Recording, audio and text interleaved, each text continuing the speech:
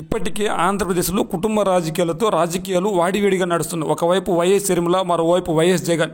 ఇదే నేపథ్యంలోనే ఇప్పటికే రాజకీయాల్లో తలపడిన కుటుంబం నుంచి మరో కొత్త పార్టీకి సన్నిద్ధం చేస్తున్నట్టు వార్తలు వస్తున్నాయి.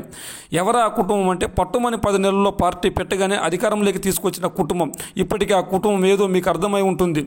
ఇందులో నిజం ఎంత ఉందో ఒకసారి మనం చూస్తే, సీనియర్ ఎన్టీఆర్ వర్ధంతి రోజు సీనియర్ ఎన్టీఆర్ నివాళులర్పించడానికి వచ్చారు. ఈ నేపథ్యంలో అక్కడ జూనియర్ ఎన్టీఆర్ కటౌట్లు వెలిచాయి. ఆ తర్వాత నివాళులర్పించడానికి బాలకృష్ణ వచ్చారు. ఈ నేపథ్యంలో అక్కడ జూనియర్ ఎన్టీఆర్ కటౌట్లు తీసివేయండి అని బాలకృష్ణ వ్యాఖ్యలు చేశారు. ఈ వ్యాఖ్యలు సోషల్ మీడియాలో దుమారమే లేపాయి.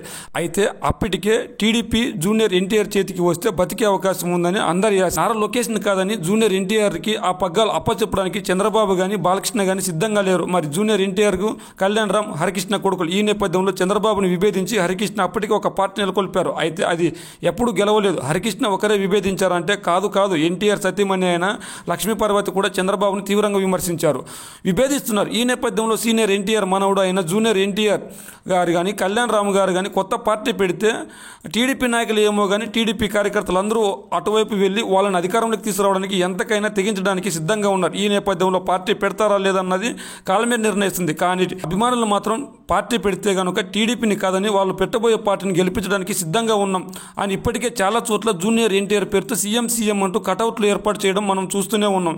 మరి జూనియర్ ఎన్టీఆర్ కొత్త పార్టీ పెడితే ఆంధ్ర రాజకీయాలు ఎలా ఉండబోతాయో మీ కామెంట్ రూపంలో తెలియజేయండి.